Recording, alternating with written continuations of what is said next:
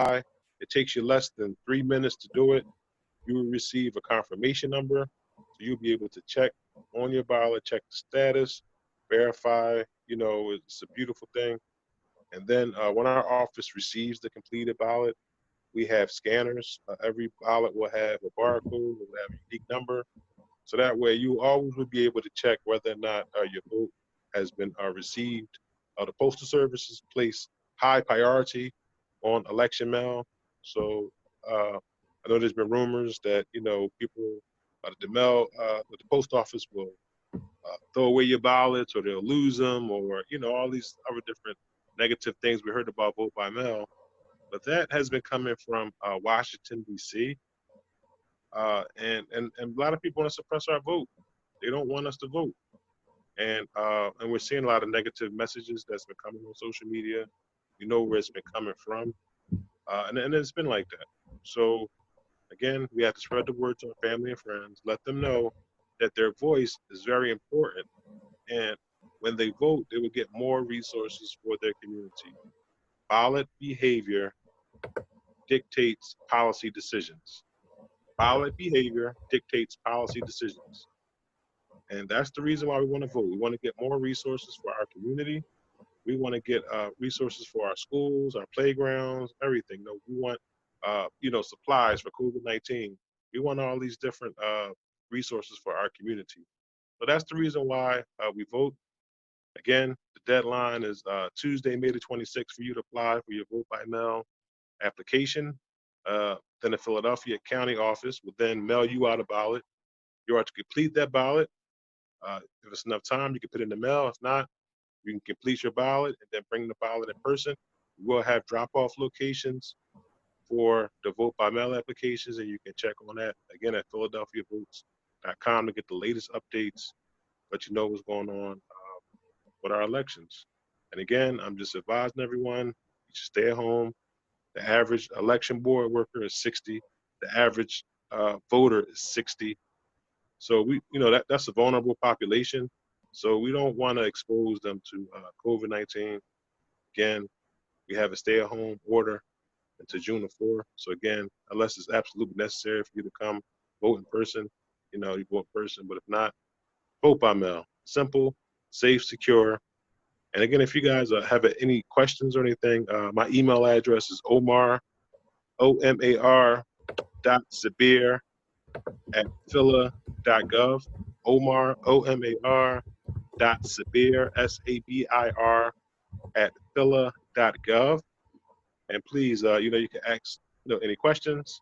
And then, moving past the primary, because we have an important election coming up in November as well. Whatever type of ways you want to get into educating people and exciting a lot of younger folks, primarily from ages 18 to 35. We want to increase that ballot participation from that demographic. And we also want to increase our return to citizens populations for ballot as well. There's a lot of misinformation that if you have a criminal background, that you can't vote or you can't participate in the process, which in some states that's true. But what a lot of people who believe in voter suppression are doing is they're sending out blanket messages saying that people that have a criminal background can't participate in the process or they're ineligible. But they're eligible in Pennsylvania. Once you leave your confinement, you are eligible. You could be on parole, you could be on house arrest. You're still eligible to vote, even if you are incarcerated at the county level. You're waiting for your trial, or you have been convicted of a misdemeanor, not a felony, then you can vote. If you've been convicted of a felony while you're confined, you can't vote.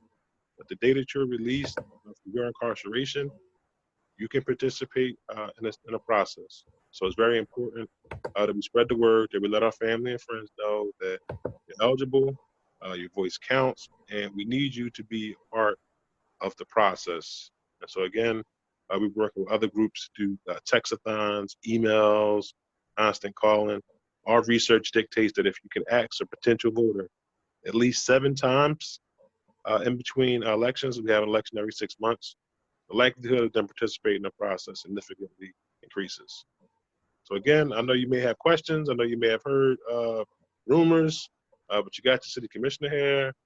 and I can dispel myths, and I can give you guys good information. So if anyone has a question, I'm more than welcome to take a question.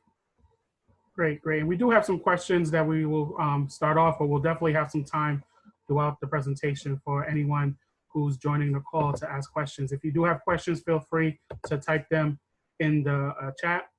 We do have a small audience here at the moment, so but we want to use the chat to kind of cater to those questions. If we need to, we may be able to look at other ways. So with that, Commissioner Sabir, I guess as it relates to the mail-in balloting, was this a change that was all? I know that many states have started to switch towards mail-in balloting. I know a lot of states in the West use this very well, and it's championed both Democratic and Republican.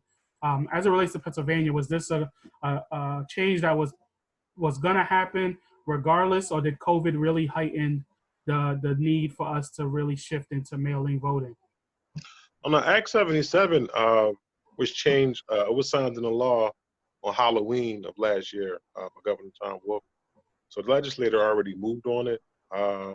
Philadelphia has Pennsylvania has some of the archaic election laws in the country. So it was actually a surprise. The bill it passed through, it changed up in Harrisburg. So that was in Halloween. So we was going to do vote by mail regardless. It passed, but the only problem that came from that was that it wasn't no resources attached with the bill. Normally, when we see changes, normally the local governments will receive some finances when they change. The way we process things. Because we had to hire staff, we had to do outreach, we had to do a few other things. Thank God for City Council. City Council stepped up big and gave us the resources that we needed. But it was very interesting. But yeah, it was going to happen whether we had COVID or not. Act 77 was the actual change that was signed into law on Halloween of 2019.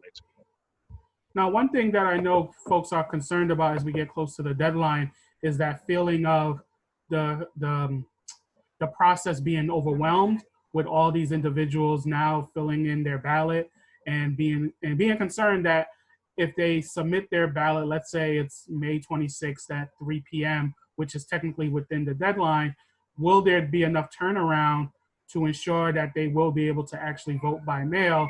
I know you all are really stressing this, but is there any recommendations or is that a concern that folks need to be concerned about, that if they're submitting this information too close to the deadline, it still may be in their best interest to vote in person versus voting in mail? Well, when I first took my oath on January the 6th, one of the oaths that I swore, is I want to protect the citizens of Philadelphia. If I had a choice whether or not you vote or whether or not you die from COVID-19 or contract COVID-19, I would take, the position that you could, avoid it. And, you could stay at home, vote from home, try the process. It's a primary election. We need you in November, right? But but realistically, there's a lot of moving parts.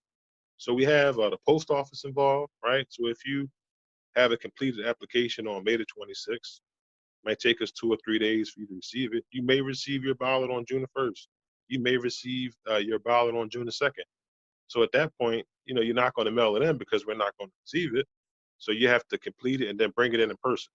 So we have a drop-off location at City Hall, we have a drop-off location at Delaware and Spring Garden, and we're waiting for state approval to have drop-off locations at every polling location, to where you can just bring your completed ballot to the polling location. And again, I know some of us, we go shopping, we go to the banks, we go to the supermarkets, and sometimes you have to wait, outside in line, to get in because we're practicing social distancing on the inside. So again, it might possibly be long lines. It's going to be, voting in person is going to be a very difficult process. So again, I just can't stress the importance of that. But again, if you give us that ballot, like I said, you may receive your ballot on June the 1st, may receive it that afternoon, June the 2nd. We need it back by June the 2nd, 8 p.m. in our hands. You'll be able to drop it in person. So again, to avoid all that, I'm suggesting people, as soon as you're hearing this, try to apply right now. The sooner the better. That way you'll have more time to put in the mail because we have another moving part with the Postal Service. I can't predict the Postal Service, but it's been turned around pretty well. We mailed out over 130,000 ballots. We had about 150 or so apply, so we're doing pretty good. People started applying for the ballots back in February, so it looks pretty well. We feel confident that we're going to be able to get it done. Great, great. And to that, Linda Poindexter asked a great question. As it relates to the election, if people complete their mail-in ballot for this election in the primary, will they have to submit a second one in the general election? And I guess to maybe add to that, if you vote by mail-in ballot in June, are you obligated to always vote mail-in ballot in future elections? Or do you have the freedom to kind of bounce back and forth based on different elections? So for instance, you vote mail-in ballot in the primary, and then in the general election, you vote by mail, even if you submitted, even if you've already indicated that you want a mail-in ballot. Okay. You added a lot to that question, brother. Sorry about that. But that was something that I know a lot of folks I got had. you. I got you. I got you. And I'll try to answer that as best as I can. We'll definitely address the first one in terms of will you have to reapply for a mail-in ballot for the general election? Okay, there's an option when you're applying for your application. You can check whether or not you want to receive another mail-in ballot or not. If you check that box, then you will be on the list. You won't have to apply, and then we'll just go ahead and send you out a ballot. If you don't check on that, if it's a check that you have to check, if you don't check that, then you got to apply again. So you have the option to do it. If you don't, and you're not, and then again, you're not obligated. Again, the only way how you can receive a ballot is if you make a request for a ballot. So you have the option on this current application to receive mail-in ballots if that's what you desire.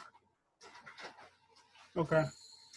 And we do have a question related to polling location. We'll kind of switch to that a little bit later because that's another change that was pretty impactful in terms of the reduction in polls. But Emma had a question of, do you happen to have an approximate date for approval from the state for the drop boxes at the polls?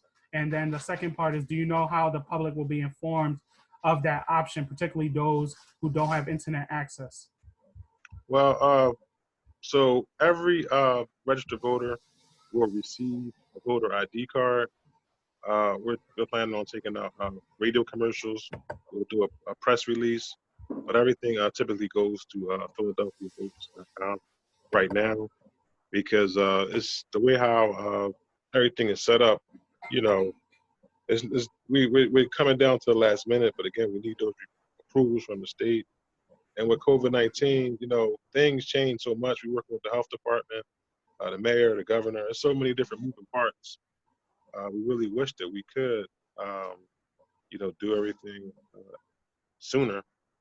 But again, we'll play it by ear. We have a weekly sunshine meeting every Wednesday that's open to the public where we discuss and go over the latest news and everything. So waiting on the Department of State. It should be by next week. It shouldn't be no longer than that. But I can guarantee you with surety that City Hall and Delaware and Spring Garden will be a drop-off location. We just have to worry about the other locations, so we're waiting on that. But again, PhiladelphiaVotes.com, we'll have radio commercials. We'll do like a press release. We'll do PSAs and things like that to inform the public. And then I guess a follow-up to that, will that mail piece include the info at the boxes? What you mean? Emma, if you can chime in with your question. Okay, I unmuted myself. Thanks for having this. I really came on to hear about the drop boxes. So since you're sending this mail piece to all the voters, could there be a line included saying that, drop boxes are going to be at the polls and at Delaware Avenue and City Hall? No, we actually started mailing out. We actually started putting the voter ID cards in the mail already. That's 1 million pieces, so you can't wait till the last minute to do that. Unfortunately, we already started sending those out already. So I know you talked a little bit about this earlier as it relates to some of the misconceptions. I guess how can we, we know a lot of times folks in the urban community can be frustrated with changes, and especially when there's a system where they feel like they're already disenfranchised. Obviously, I know you're a champion for this process and encouraging everyone to vote. What are the things that you hear in terms of colleagues, or maybe not colleagues, but the community as it relates to their frustrations with this process, and what should we be saying as trusted individuals, messengers? How should we champion the message that you all are saying so that more individuals understand that they can trust this process? Well, I mean, just as trusted individuals, I think we just had to just get into vote. I mean, we're looking at the numbers from Black and Brown communities, even before COVID-19. We saw voter apathy. 7 out of 10 Philadelphians didn't vote in the contested mayoral race. And that same mayoral race, you had all the city council, you had judges, you had city commissioners, you had register of wills, you had sheriff, right? It's impactful on people's lives. And 7 out of 10 Philadelphians didn't participate in the process, and those numbers get worse when you get into Black and Brown communities. So, for the last decade or so, we've seen a sharp decline on people just not participating in the process. And so I guess it has to go back to, okay, what's in it for you? I mean, anybody can use any excuse not to participate in the process. I mean, that's just how it always been, and when we seen higher turnouts, we seen people that was trusted.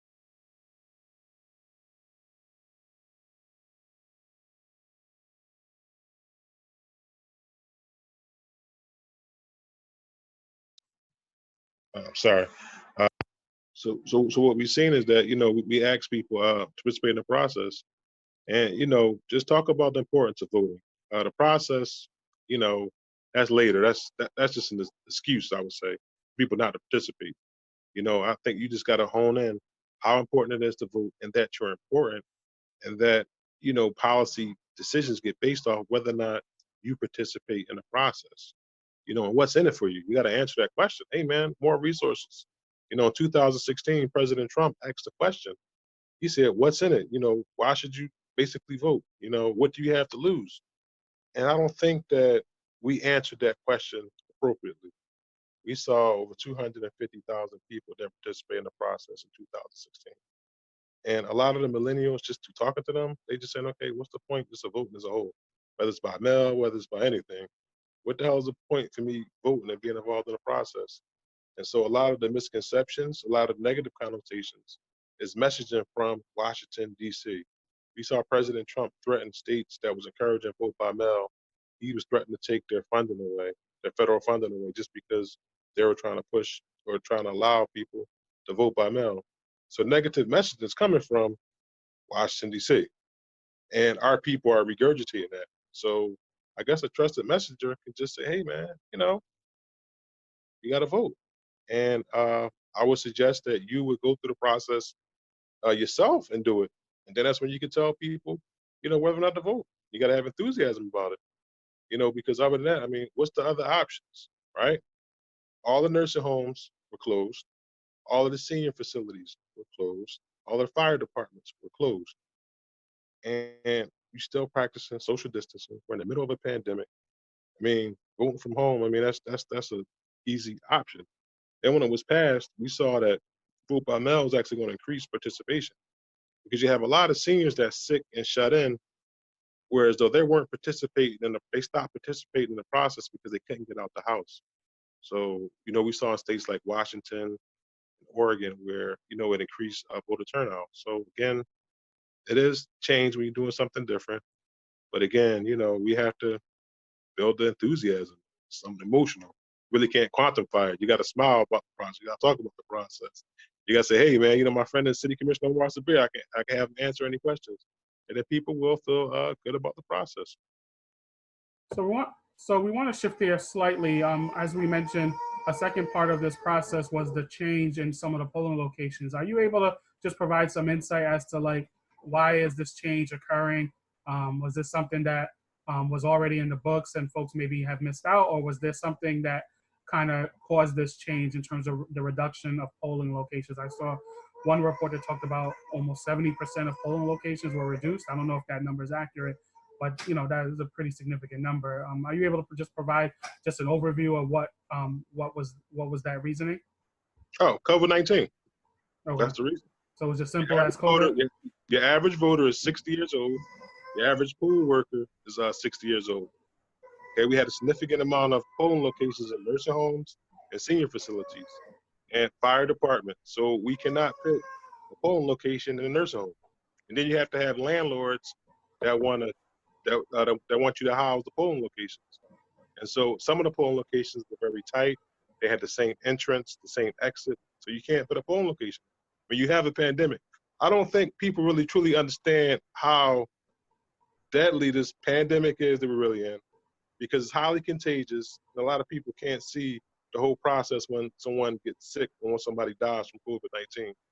You don't really see it. So it's like, okay, you just hear about it. Okay, this person passed away from COVID. And you really can't be with your loved ones. You can't be with your family and friends because it's so contagious.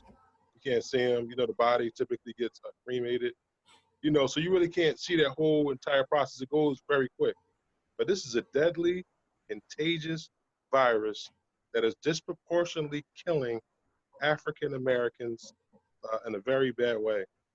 And so that was the reason why we had to reduce our polling locations. It's not a conspiracy theory.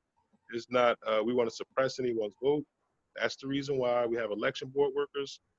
We was already down before we even started talking about consolidating process. We had a vacancy over 70% of our poll workers reported they didn't want to even come to work.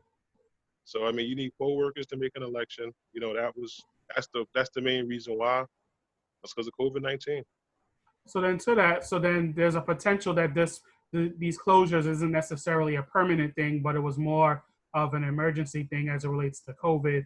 Because I wonder if in the general election, if everything is back to normal completely, there is a potential that all the polling locations will be back up.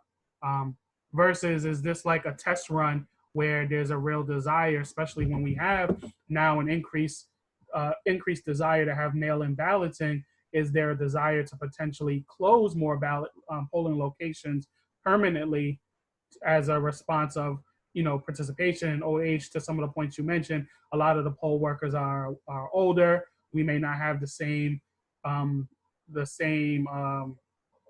I guess I would say the same number of people waiting to step up and take over those positions and things like that. I get the sense from what you're saying that it is strictly a COVID thing and isn't necessarily something that maybe down the line we should expect for like future elections. Well, we're still in COVID. They saying that we might get a second wave in the fall with COVID. So Okay. the COVID is not over. It's not a past tense thing. It's a now thing, right? So we don't know. We're going to prepare as best as we can. But if we get a second wave of COVID, we've seen in the state of Washington, they didn't have any polling locations. They just did all mail, So I think it's incumbent upon us to get familiarized with the process. If you have people that's still being afraid of vote by mail, and we're in the middle of this pandemic, I said, we plan on getting the data from this election, seeing what went right, what went worse, and we're going to, strategically partnership with more different organizations, and we're going to do the numbers. It's the first time that we did it, and again, a lot of people are they're afraid of change sometimes, something different. We just had new voting machines. It was a lot going on, right? But if I had it my way, it would have been voting in person. But man, I had a whole outreach plan.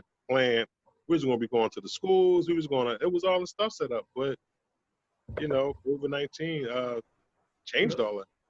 It changed all that. So again, in November, we don't know right now. It's too early.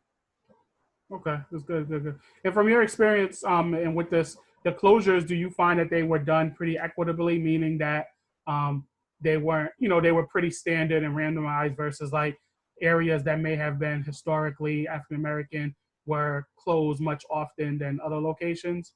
Because I know that's something that's always a concern when you think about polling, and that, especially if change is difficult, people may feel like, okay, while I know that they're closing location, I'm noticing that most of the locations are closing are in Black and brown communities, and that's a concern for us. Versus was it just a straight up, we just randomly closed certain locations and it wasn't done in any malicious way or anything like that? Well, it wasn't. Well, there's a formula that we used.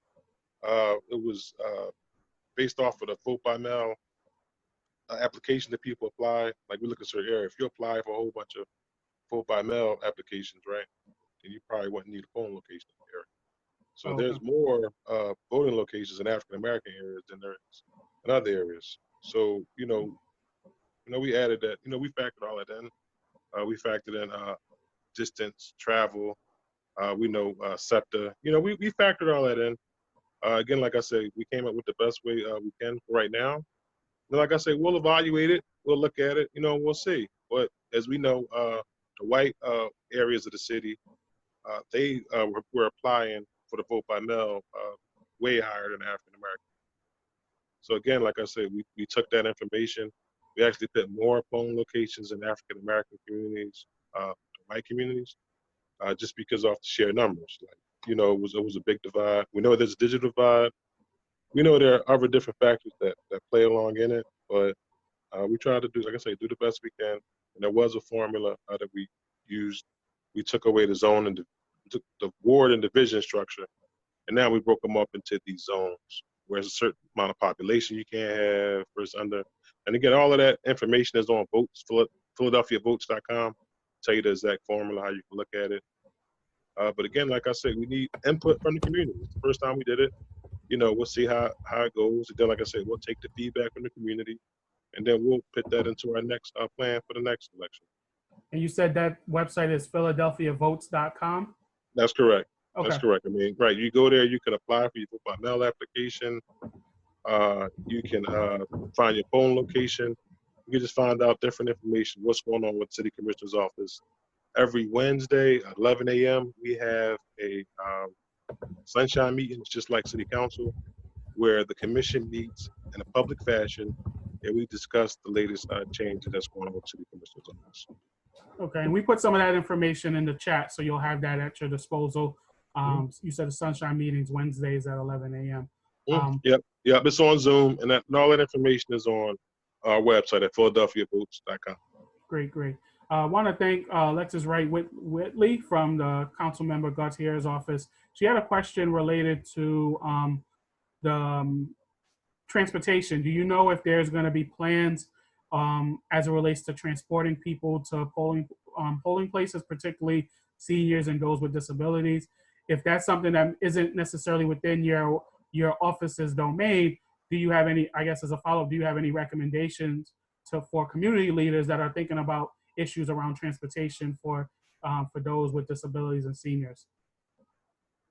Again, in this pandemic and the high contagious of the COVID-19, as far as transporting people and doing all that, I just wouldn't suggest doing it, right? Our office doesn't provide transportation, but in the past we have seen different people that's running for office, like different candidates in different parties, maybe the Democratic Party, Republican Party, the Working Family parties. They typically might provide transportation. Okay. Yeah, I do get the sense that with COVID, it just really puts a lot of, it allows the public just has to take their own precautions as it relates to how they plan to mobilize. Because to your point, it's probably going to be pretty difficult for any city entity to have official mobilization in any way, because to a certain extent it would defy their own orders. So I guess to that point, it's really going to be incumbent upon any local community leaders to decide if they want to conduct some of these activities. They're going to have to just do it on their own. And then, you would have to kind of consider the risk associated with that. So I get the sense that, as you mentioned, that these polling locations are probably going to be much longer lines and things like that. So individuals, once again, should really be looking at voting by mail. I voted last week. I voted last week, man. It was easy for me. I put my ballot right in the mail. That's where my family is voting. It's easy. I mean, and I think I'm going to vote like that in the future. That's just me personally, because I have a lot of functions to do on election day, and sometimes moving around. Sometimes, I don't want to miss my vote. So for me, it was easy, right? So I'm going to do that again. I mean, I was surprised and shocked how easy it was. That's the way I'm voting. Now, before we entertain more questions from the audience, we'll definitely open it up. Emma had a question. So from your recommendation at this point, in terms of voting or completing this process, would you suggest that we go online and just complete the application there versus waiting for it in the mail and waiting for the mailbox? Waiting for the postal service to give us the form and things like that. Would your suggestion be just to go online and begin that process on the internet? Yes, go to votespa.com, votes, VOTESPA.com. That take you less than 3 minutes. You'll receive confirmation number. You can check on it, you'll have it, and you should do it right now. Okay. We're gonna open up questions to the larger audience. If you have a question, feel free to unmute yourself.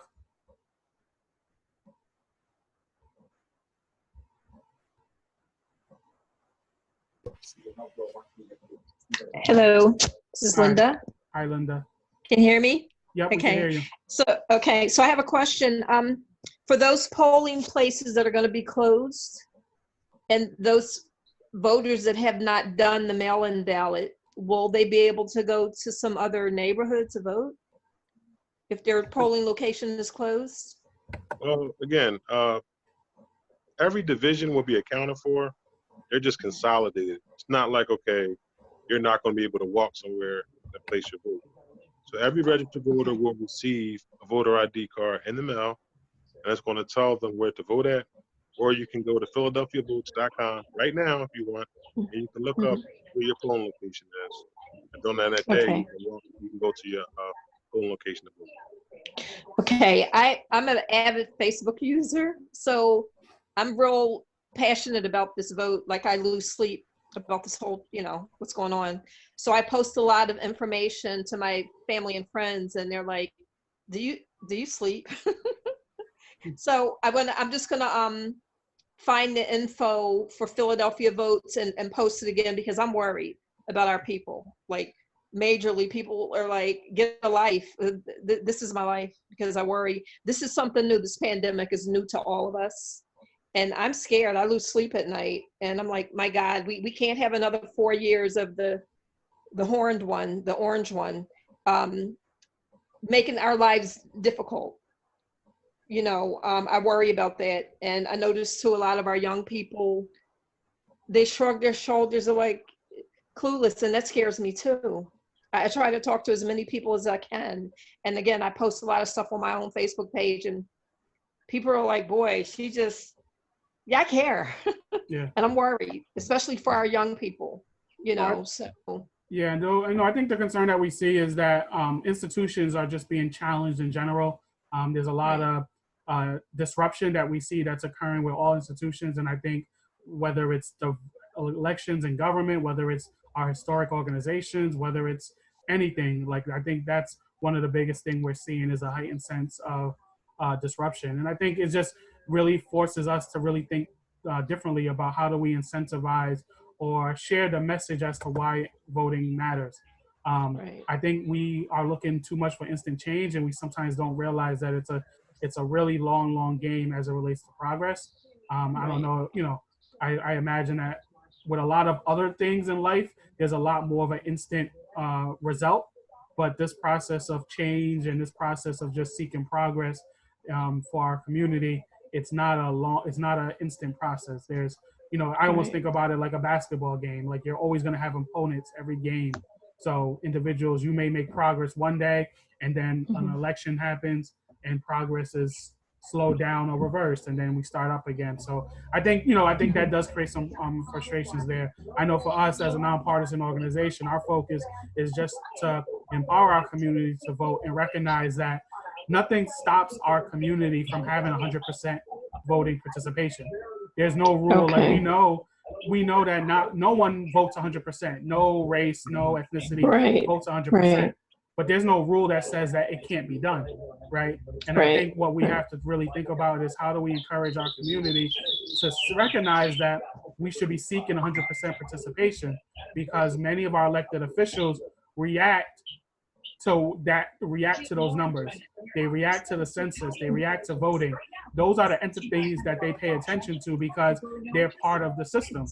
So by participating within the system and overwhelming it, as Stacey Abrams likes to talk about, you will then get a reaction because now you've opened up their eyes to know that you're going to potentially hold them accountable, because voting is that example of holding them accountable. Okay. All right. Thank you. No problem. Other questions from the audience? Great. You know, we definitely covered a lot of the questions that I had sent to you, Commissioner Sabir. Emma, you have a question? Yeah. So I'm super excited about the drop boxes, and I've been like a dog with looking for a bone on this one. So I've called your office about this probably several times. So I want to know if the drop boxes at City Hall and Delaware Avenue will be available before Election Day. We don't know. We're working on it. We doubt it, because by state law, we can't count the ballots up until 7 a.m. So we probably just gonna grab them on Election Day. But that's probably now. But like I said, we meet every Wednesday. Yeah. So as we talk back with the state, if that's issue, we was thinking about it. We was considering it. We'll see. Yeah, I know that Erie put their drop box up on May 7th, Erie County. Okay. So I know it's possible. So that would be a good option for some folks, and they don't have to go to the poll at all. No, it's possible, but Erie, they don't have COVID like we have Philadelphia. So again, there's Governor Wolf has opened up different parts of the states, and it's by reason. Again, somebody called me up and I want to go knock on doors, and I say, no, can't knock on doors. But I like to do that kind of stuff. It's just like, like I say, and COVID is just so. Like I said, I was on the town hall, Senator Hughes. We had a black doctor on there. She just really spoke about the whole process of COVID. It made me think about it. Like, wow, So again, we'll see. We'll talk to with the health department. We're working with the CDC. We have daily talks, and then we're looking at numbers, looking at that as seeing how we can get that done. Because we really don't want to get our staff sick. We're trying to limit as much exposure as possible. Because if that happens, because we're in a 2-week window, oh my gosh, pray for us, please. Because if somebody gets sick there, wow, that would shut everything down. But we'll take that into consideration. Then that's something that you want to say on the record. Wednesday, I got sunshine. We take the comment. You're more than welcome to say that you on the record. Great. I have one more. Okay, great. It's me again. I heard about something about the National Guard being at polling places. Is this true? Is this going to happen? That sounds a little scary. It's not going to be walking around with guns, and it's not going to be tanks. It's not going to be fatigues. Thank God. Have been deployed by the state. They're civilians, so they're just workers that can help out and assist with it. So, okay. Okay, that's good to hear. Okay, thank you. Great. Any final questions that we have from the audience? So any closing thoughts, Commissioner Sabir? Once again, we really appreciate you joining us. There's a question. So I got a question from a voter, because I do voter engagement, and they wanted to know what precautions you're going to put in place at the poll around social distancing, cleaning the machine. Everybody signs in with the same ink pen. So they want to know what you all are putting in place to help people stay safe. Okay, number one. Okay, if you're going anywhere to sign anything, if you're going to the bank, if you're going to the post office, you're going anywhere, you should have your own ink pen, right? But we will have ink pens that we're giving to everybody, you know, just hand it to them. There's not going to be sharing the ink pens. And everyone will receive gloves, their own gloves, so that way, you know, everybody got the sandwich plastic gloves. So nobody, there will be nothing communal. And then again, there's a limited number of people that could be inside of the polling location. So again, there will more than likely be lines. We'll be enforcing, you know, social distancing. We will have masks as well. We will have hand sanitizer. And you know, whatever CDC guidelines, you know, we're working with the health department. You know, it'll be, you know, safe on that regards. But again, you know, we still got to exercise, you know, common sense. I say all the time. You know, you can't go any place without a mask on. Somebody said, "Oh, what if people show up to the polls? They don't have a mask." I'm like, bro, you can't go outside without a mask. Like, that's the first issue that we got to work on. People like, yo, nobody can walk in without a mask. That's just the law. You can't go anywhere. You can't go in a corner store. You can't go nowhere without a mask, right? Because we want to make sure that everyone's safe. So again, like I said, there will be masks. We'll have gloves. You know, we will have hand sanitizer. We have all these different items there. We've ordered so many ink pens. No one is sharing ink pens. But again, if you feel comfortable with going anywhere, I would suggest that just bring your own ink pen with you. And, you know, maybe at the bank, post office, anywhere, you should have your own ink pen. And one last thing, can you explain to people, like if their ballot for some reason doesn't arrive on time, that they'll have to vote on provisional ballots? Right. So once you apply for the application, you're not going to be able to use the machines. You're going to have to vote provisionally, which is similar to the ballot that we mail you. You go to the side, to the table, then you do the process. But in November, that law actually changed. When they pushed the election back from April 28th to June the 2nd, they changed that. So in the general, if you apply for a ballot, and let's say you haven't received your ballot, and you want to come in person, you'll be able to use the machines. Great. Do we have a question, Joe? Do you have a question? I see your hand up.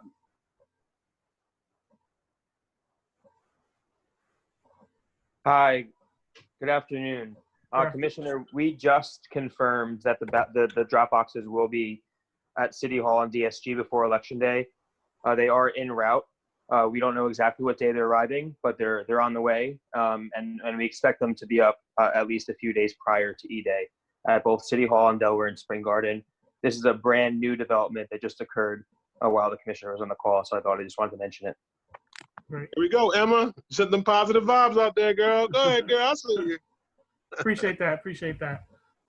Any final thoughts, Commissioner Sabir? What are some last thoughts you want us to leave? As I said, the individuals here are, you know, I'm gonna guess that everyone here is our super voters, so they're ready to exercise their vote. They're ready to, you know, tell the world the importance of voting. What would you say is that last message you want us to take to our communities to ensure that that everyone executes?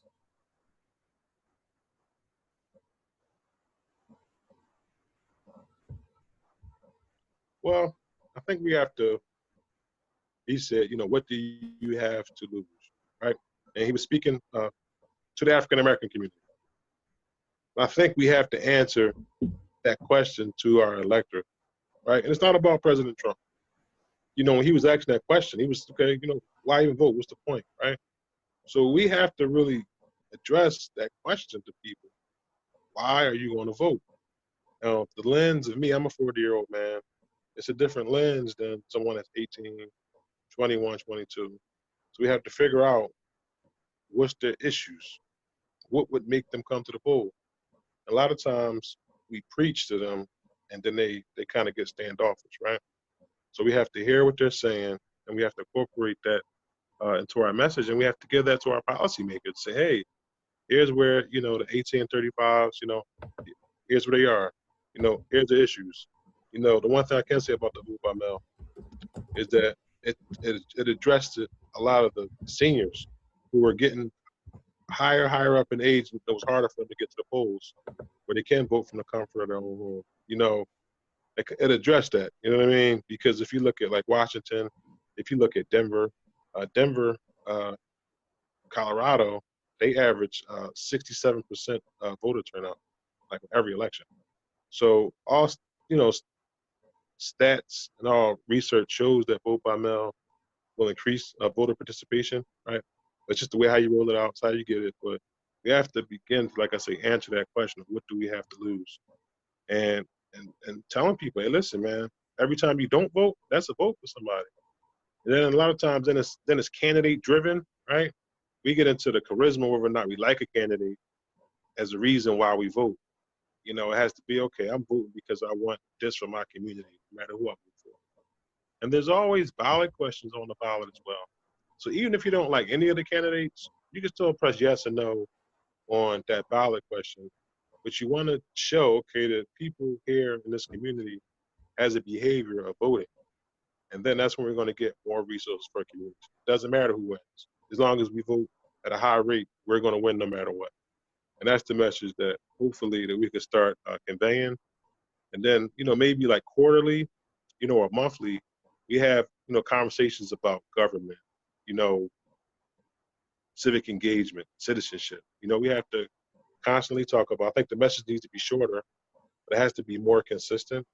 And then again, there's nothing that beats what you talk about at the Thanksgiving table, what you talk about at family cookouts and outings, you know, asking people, you know, should you vote? What do you need to vote? You know, it's really important to me that you participate in this process. A lot of times people will get it, but you have to at least ask them at least 7 or 8 times in between cycles, you know, are you voting? Go through your phones, talk to your family and friends. You know, those messages resonate more than a TV commercial or a billboard, you know, because they trust you. You're a trusted message. So again, I think we can do better on it. We could begin to quantify it to see whether or not our messages are working, and then we'll all work collaboratively to increase the voter turnout. Sorry, I do have one last question that was posed. In terms of the class for poll workers, especially now with COVID, are there any plans to hold the class online so that individuals that want to be poll workers or they're equipped to understand the process? Do you know if there's going to be what those changes look like? Yes, yeah. So it'll be virtual. If you go to PhiladelphiaVotes.com, there'll be a video that you have to watch. It's training, and we increased our pay. The pay was $100, but we voted unanimously to increase the pay to $200, and you receive an extra $50 if you take the class. So the whole pay for the election board work will be $250 for it. Great, great. Well, we want to thank everyone for joining us this evening or this afternoon. What we hope to do, our Facebook Live was a little bit glitchy, so we weren't able to go live there, but we did record the session.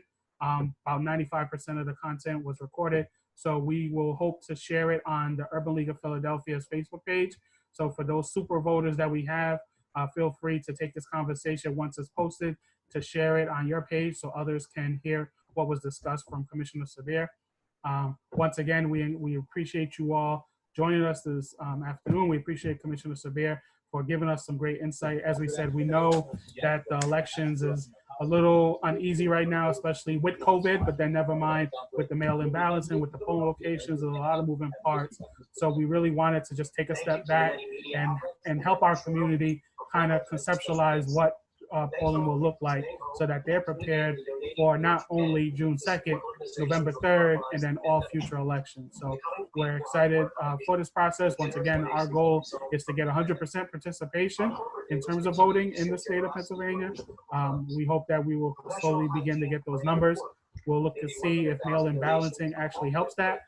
Voting from home could be a game changer for our community. We'll be excited to dig into that data. Maybe Commissioner Samir, we may be able to have a follow-up session after the elections where we can look and see if actually voting from home made a difference and see if this becomes a future trend for our community. Sure. Once again, everyone, thank you very much for joining us. My name is Thomas Varela. If you have any questions related to advocacy and advocacy work that we're doing with the Urban League, feel free to reach out to me via email. I can be reached at tvarela@urbanleaguephila.org. That's tvarela@urbanleaguephila.org. Y'all have a great holiday weekend. Make sure you complete your ballots. Go to votespa.com and complete your ballot. You have T-minus 4 days left to get your ballot in. Yeah. So by 5 p.m., May 26th. Mine is in.